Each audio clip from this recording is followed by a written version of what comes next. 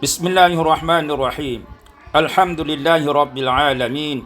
Wassalatu wassalamu ala asyrafil anbiya'i wal mursalin wa ala alihi wa sahbihi ajma'in.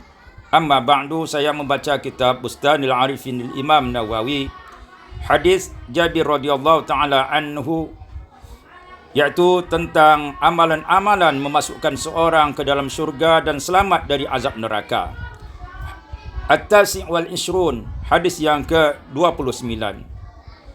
An Jabir, dari Jabir radhiyallahu taala anhu qal, beliau berkata, anna rajulan, sesungguhnya ada seorang laki-laki, sa'alan nabiyya, bertanya kepada Rasulullah Nabi sallallahu alaihi wasallam, faqal, dia berkata kepada Rasulullah, ara'aita idza sallaitu salawatil khamsal maktubat, apakah atau bagaimanakah menurutmu ya Rasulullah, sekiranya aku salat 5 waktu sehari semalam, tidak pernah tinggal dalam salat 5 waktu itu, wasumtu Ramadan, dan aku berpuasa di bulan Ramadan dengan sempurna, wa halaltu halal, dan aku melakukan apa yang dihalalkan oleh Allah Subhanahu wa taala, dijaga dan dilakukan apa yang dihalalkan oleh Allah Subhanahu wa taala dan rasulnya, wa haramtul haram,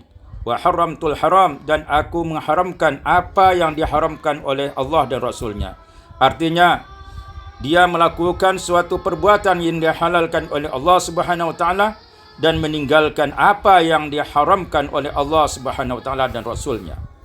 Walam azid ala zalika syai'an, dan aku tak menambahkan amalan-amalanku kecuali itu saja, iaitu amalan yang wajib saja, dan meninggalkan dan melaksanakan yang halal dan meninggalkan yang haram saja. Tidak ada tambahan amal ibadah sebagai sunnah ya Rasulullah, cukup yang wajib-wajib dan fardu saja.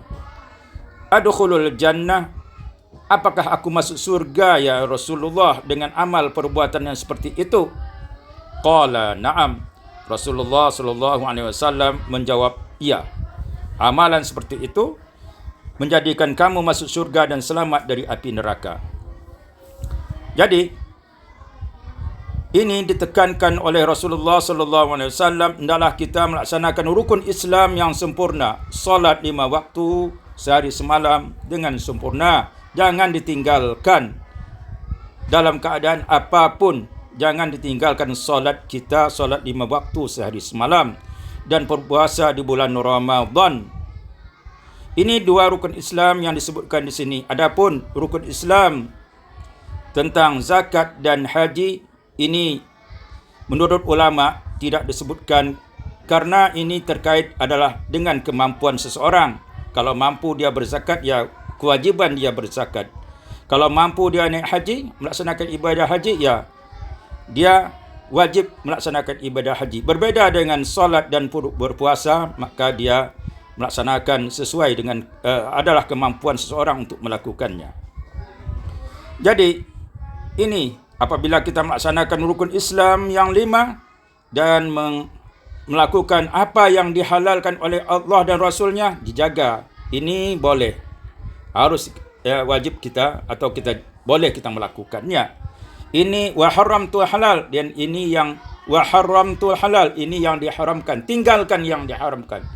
Artinya lakukanlah perbuatan yang baik dan tinggalkan perbuatan maksiat dan dosa. Itu saja, tidak lebih. Maka perbuatan seperti ini memasukkan seseorang ke dalam syurga. Terus bagaimanakah kedudukan orang yang melakukan amal-amal ibadah yang sunnah? Apakah itu tidak perlu? Sangat perlu. Mengapa? Karena amal sunnah itu menyempurnakan amal-amal yang wajib, yang fardu, yang terasa kurang di sana, yang terdapat kekurangan di situ. Mungkin tidak sempurna secara 100% kita melaksanakan ibadah itu, maka solat atau ibadah yang sunnah menutupkan kekurangan ibadah yang fardu yang kita lakukan. Itu yang pertama. Yang kedua adalah meningkatkan darjat seseorang, tingkat ketakwaan seseorang kepada Allah Subhanahu wa taala. Semakin banyak dia melakukan ibadah-ibadah sunnah, maka semakin dekat dia dengan Allah, semakin tinggi darjatnya di sisi Allah Subhanahu wa taala. Itu tentunya dengan syarat dia melakukan atau menjaga yang halal dan meninggalkan yang haram. Demikianlah kalau kita ingin masuk syurga, inilah rumus yang diberikan oleh Rasulullah sallallahu alaihi wasallam. Wallahu a'lam bissawab. Hadis ini diriwayatkan oleh Imam Muslim dalam kitab sahihnya. Wallahu a'lam bissawab.